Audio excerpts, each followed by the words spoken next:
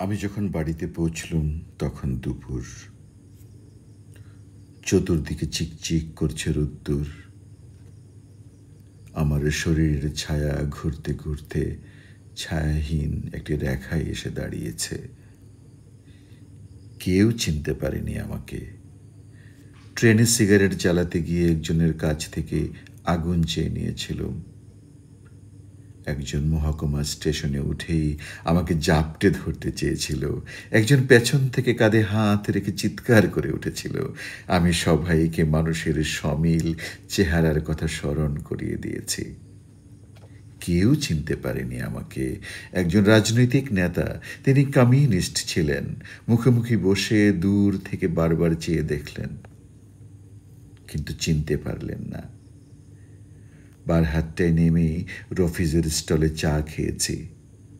অথচ কি আশ্চর্য, পুনর্বার চিনি দিতে এসেও রফিজ আমাকে চিনল না। দীর্ঘ 5 বছর পর পরিবর্তনহীন গ্রামে ফিরছি আমি। সেই একই ভাঙা পথ, একই কালো মাটির আল ধরে গ্রামে ফেরা। আমি কতদিন পর গ্রামে ফিরছি।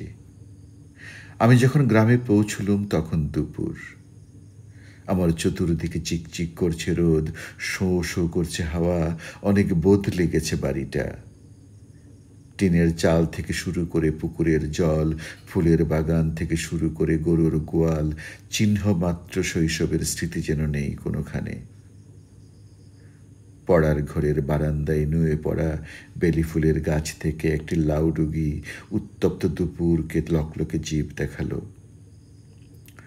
স্বতঃস্ফূর্ত মুখের দাড়ির মতো বাড়ির চতুর্দিকে ঘাস, জঙ্গল, গর্ত, আগাছার গাঢ় বন গড়ে উঠেছে অনায়াসে।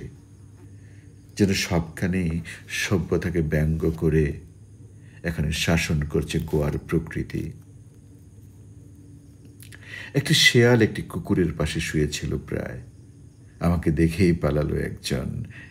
একজন গন্ধ শুঁকে আমাকে চিনতে চেষ্টা করলো। যেমন পুলিশি সমেত চেকার তেজকাই আমাকে চিনতে চেষ্টা করেছিল। হাঁটতে হাঁটতে একটি গাছ দেখে থমকে দাঁড়ালাম। অশোক গাছ। ৬২ ঝড়ে ভেঙে যাওয়া অশোক। এক সময় কি ভীষণ ছায়া দিত এই গাছটা। অনায়াসে দুজন মিশে থাকতে পারত এই ছায়ায়। আমরা ভালোবাসার নামে একদিন সারা রাত এই গাছের ছায়ায় লুকিয়েছিলুম। সেই বাসন্তী, আহা, সেই বাসন্তী এখন বিহারে, ডাকাত স্বামীর ঘরে 4 সন্তানের জননী হয়েছে।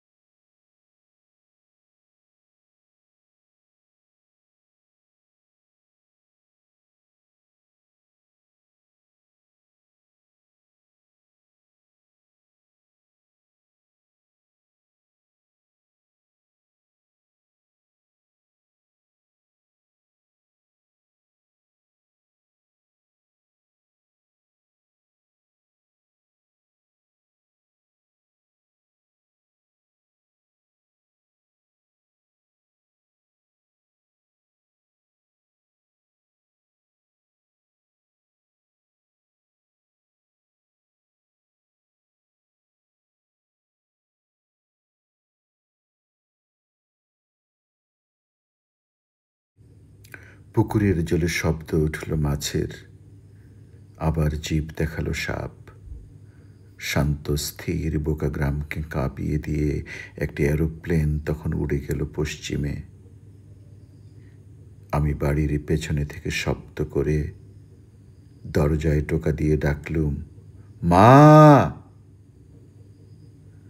বহুদিন যে দরজা খোলেনি, বহুদিন যে দরজায় কোনো কণ্ঠস্বর ছিল না, মরচে পড়া সেই দরজা মুহূর্তেই ক্যাচক্যাচ শব্দ করে খুলে গেল। বহুদিন চেষ্টা করেও যে গোয়েন্দা বিভাগ আমাকে ধরতে পারেনি, চৈত্রের উত্তপ্ত দুপুরে অফুরন্ত হাওয়ার ভেতরে সেই আমি কত সহজেই একটি আলিঙ্গনের কাছে বন্দী হয়ে গেলুম। সেই আমি কত সহজেই মায়ের চোখে চোখ রেখে একটি অবুঝ সন্তান হয়ে গেলুম। মা আমাকে ক্রন্দন শিখতে একটি চুম্বনের মধ্যে লুকিয়ে রেখে অনেক জঙ্গলের পথ অতিক্রম করে পুকুরের জলে চাল ধুতে গেলেন। আমি ঘরের ভেতর তাকালুম, দেখলুম দুঘরের মাঝামাঝি যেখানে সিদ্ধিদাতা গণেশের ছবি ছিল, সেখানে লেলিন, বাবার জমাখরচের পাশে কার্ল মার্কস, আলমিরার একটি ভাঙা কাচের অভাব পূরণ করেছে স্ক্রুপস্কায়ার ছেঁড়া ছবি। মা পুকুর থেকে ফিরলেন, সন্ধ্যায় মহকুমা থেকে ফিরবেন বাবা, তার পিঠে সংসারের ব্যাগ চুলবে তেমনি। সেনবাড়ি থেকে খবর পেয়ে বৌদি আসবেন,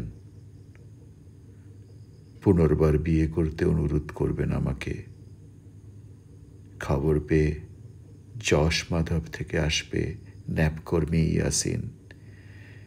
3 মাইল পিষ্টির পথ হেঁটে রসুলপুর থেকে আসবে আদিত্য।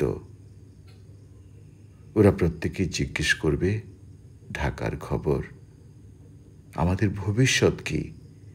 আইয়ুব খান এখন কোথায়? শেখ মুজিব কি ভুল করেছেন? আমার নামে আর কতদিন হুলিয়া ছুটবে? আমি কিছুই বলবো না। আমার মুখের দিকে চেয়ে থাকা সারি সারি চোখের ভিতরে বাংলার বিভিন্ন ভবিষ্যৎকে চেয়ে চেয়ে দেখব। উৎকণ্ঠিত চোখে নামবে কালো অন্ধকার। আমি চিৎকার করে কণ্ঠ থেকে অক্ষম বাসনার জ্বালা মুছে দিয়ে বলবো, আমি এসবের কিছুই জানি না, আমি এসবের কিছুই বুঝি না। ধন্যবাদ।